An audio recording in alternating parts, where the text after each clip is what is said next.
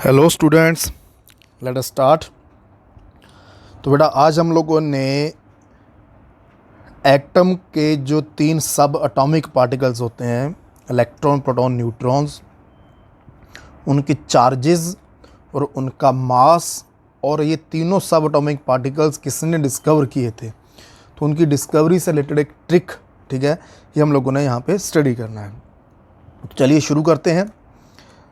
तो बेटा एक एटम जो है, साइंटिस्ट ने कैसा माना है कि एटम जो है वो एक स्फेरिकल शेप में होता है, एक सफ़ियर की तरह, लाइक दिस। हालांकि आप लोगों को पता है कि ये माइक्रोस्कोपिक पार्टिकल है, ठीक है। तो माइक्रोस्कोपिक पार्टिकल को हम लोग नेक्ड आई से नहीं देख सकते हैं, ठीक है। इसको देखने के लिए हम लोगों को स्पेशली डिज़ाइंड माइक्रोस्कोप्स की ज़रूरत पड़ती है, ठीक। तो फिर भी ठीक है, साइंटिस्ट ने बताया कि स्फेरिकल शेप का तो एक स्फीयर हम लोगों ने ये मान लिया, ठीक। और क्या कहा उन्होंने ये कहा कि एटम के सेंटर में एक हेवली चार्ज्ड बॉडी प्रेजेंट होती है, ठीक है, बिल्कुल सेंटर में। तो ये मैंने इस तरह से ड्रॉ कर दिया, ठीक।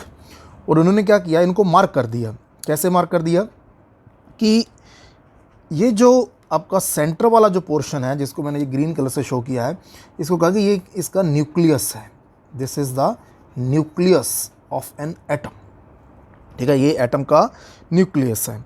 और इसके बाहर वाला जो पोर्शन है, ठीक है, ये वाला जो बाहर वाला पोर्शन बच गया, इसको उन्होंने कहा कि this is the extra nuclear portion.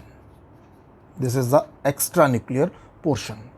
तो आप लोगों को क्या जानना है, ठीक है, कि इलेक्ट्रॉन, प्रोटॉन, न्यूट्रॉन्स कहाँ कहाँ प्रेजेंट होते हैं। तो बिल्कुल सिंपल सी बात है, जो आपका बेटा एक्स्ट्रा न्यूक्लियर पोर्शन है, इसके अंदर क्या प्रेजेंट होता है, इसके अंदर प्रेजेंट होते हैं इलेक्ट्रॉन्स। इसके अंदर इलेक्ट्रॉन्स प्रेजेंट होते हैं, ठीक है। तो एक चीज़ ये माइंड में रखेंगे कि एक्स्ट्रा न्यूक्लियर पोर्शन में क्या होता है, यहाँ पर इलेक्ट्रॉन्स होते हैं। दूसरा, जो न्यूक्लियस है, इस न्यूक्लियस के अंदर क्या होता है जी, न्यूक्लियस के अंदर आपके 2 पार्टिकल्स होते हैं। फर्स्ट वन इज प्रोटॉन, एक तो इसमें प्रोटॉन होता है, सेकेंड वन इज न्यूट्रॉन, ठीक है। तो न्यूक्लियस के अंदर प्रोटॉन और न्यूट्रॉन्स होते हैं। एक और आप लोगों को जो इम्पोर्टेंट बात जाननी है वो ये कि प्रोटॉन और न्यूट्रॉन जो होते हैं, इनको बेटा कलेक्टिवली न्यूक्लियॉन्स कहा जाता है। These are collectively known as the nucleons, okay. तो एटम स्फेरिकल इन शेप, ठीक है, ये हमने एक एटम को यहाँ पे रिप्रेजेंट किया है। Atom is spherical in shape, centre में न्यूक्लियस, ठीक है, बाहर वाला पोर्शन एक्स्ट्रा न्यूक्लियर पोर्शन। तो एक्स्ट्रा न्यूक्लियर पोर्शन में आपके इलेक्ट्रॉन्स प्रेजेंट होते हैं, और जो आपका न्यूक्लियस है, न्यूक्लियस के अंदर आपके प्रोटॉन्स प्रेजेंट है और न्यूट्रॉन्स प्रेजेंट है, ठीक। अब नेक्स्ट कि जो आपके इलेक्ट्रॉन, प्रोटॉन, न्यूट्रॉन, इनको डिस्कवर किसने किया था, ठीक है। तो आपका जो इलेक्ट्रॉन है,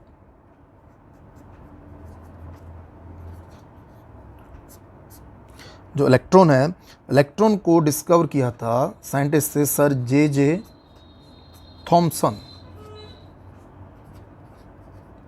ये सिंपली क्या हम लोग कहते हैं कि थॉमसन ने, ठीक। प्रोटॉन, नेक्स्ट देखो प्रोटॉन। प्रोटॉन को डिस्कवर किया था बेटा गोल्डस्टीन ने, गोल्डस्टीन। बट गोल्डस्टीन ने कहा था कि ये एक पॉजिटिवली चार्ज पार्टिकल है। जो नाम इसका प्रोटॉन है, ठीक है, जो नेम है प्रोटॉन, वो किसने दिया था, वो नेम इसका जो दिया था वो थे साइंटिस्ट रदरफोर्ड। रदरफोर्ड ने इसको नाम दिया था कि ये प्रोटॉन है। तो नेम जो है इसका वो रदरफोर्ड ने दिया था। तीसरा जो आपका सब एटॉमिक पार्टिकल है जो एटम के अंदर प्रेजेंट है, वो कौन सा है, दैट इज द न्यूट्रॉन। तो न्यूट्रॉन किसने डिस्कवर किया था, ये था साइंटिस्ट चैडविक। चैडविक ने न्यूट्रॉन डिस्कवर किया था। तो इलेक्ट्रॉन को डिस्कवर किया था बेटा जे थॉमसन ने, प्रोटॉन गोल्डस्टीन ने, ठीक है, नाम उनका रदरफोर्ड ने ये दिया था। न्यूट्रॉन किसने डिस्कवर किया था, चैडविक ने। अब आप लोगों को क्या करना है, ठीक है, ये कई बार भूल जाता है कि कौन सा किसने डिस्कवर किया था।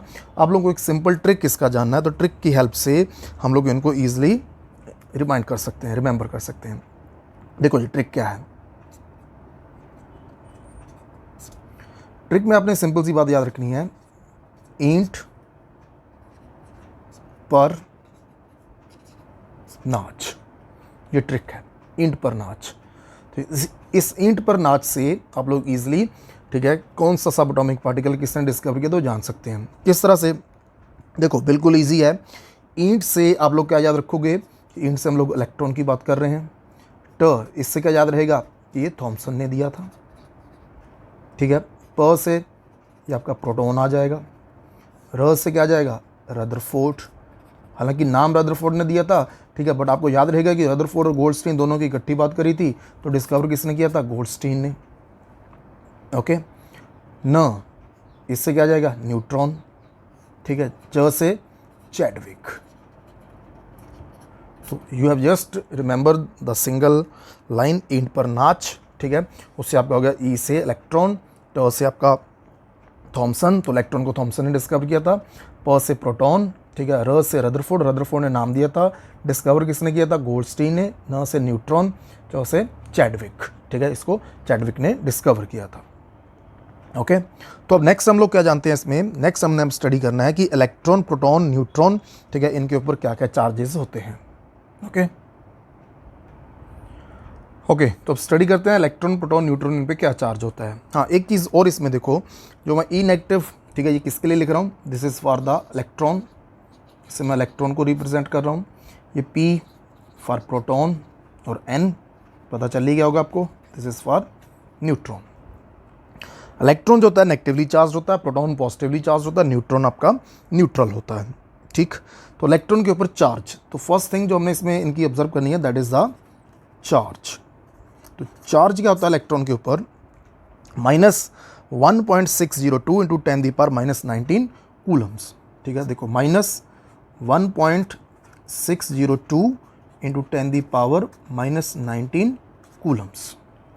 और इसी चार्ज को हम लोग इलेक्ट्रोस्टैटिक यूनिट्स में भी लिख सकते हैं। तो ये आपका होता है -4.8 इंटू 10⁻⁻10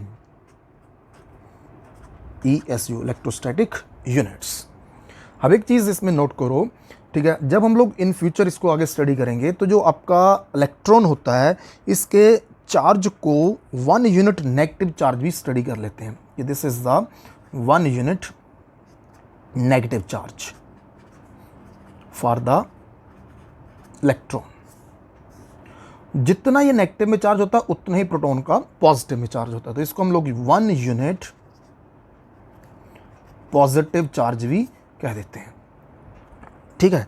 तो इसी से इंटरेस्टिंग बात क्या निकल के आती है कि इलेक्ट्रॉन का जो चार्ज नेगेटिव में होता है वही चार्ज पॉजिटिव में प्रोटॉन का होता है। जैसे प्रोटॉन के लिए आप लोगों ने ये लिखना हो, तो प्रोटॉन के लिए क्या हो जाएगी, ये वैल्यू आपकी हो जाएगी, इट इज़ 1.602 इंटू 10⁻⁻19 कूलम्स। यहाँ नेगेटिव था, प्रोटॉन के केस में ये पॉजिटिव है, ठीक है। ये -4.8 है, तो आपका बेटा ये प्रोटॉन के केस में यही चार्ज आपका पॉजिटिव हो जाएगा। This is 4.8 into 10⁻⁻10 ESU, electrostatic units, ठीक है। तो ये इस तरह से हम लोग जो है इसके चार्ज को याद कर सकते हैं, ठीक है, बिल्कुल ईजी है, ठीक। ये कूलम्स में है, ठीक है, इसके आगे माइनस आएगा, इसके आगे माइनस नहीं आएगा क्योंकि ये पॉजिटिव होता है इसका, ठीक है। -4.8 इंटू 10⁻⁻10 इलेक्ट्रोस्टैटिक यूनिट्स, ठीक। थर्ड सब एटॉमिक पार्टिकल आपके पास क्या, दैट इज न्यूट्रॉन। तो न्यूट्रॉन के ऊपर कोई भी चार्ज नहीं होता है, नो चार्ज, ठीक है।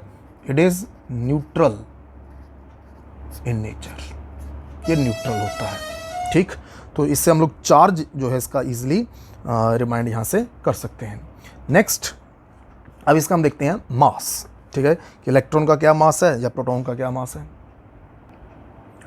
तो बेटा इलेक्ट्रॉन का जो मास होता है इट इज़ 9.1 इंटू 10⁻⁻31 kg, बिल्कुल ही बहुत ही लाइटेस्ट पार्टिकल ये होता है, ठीक।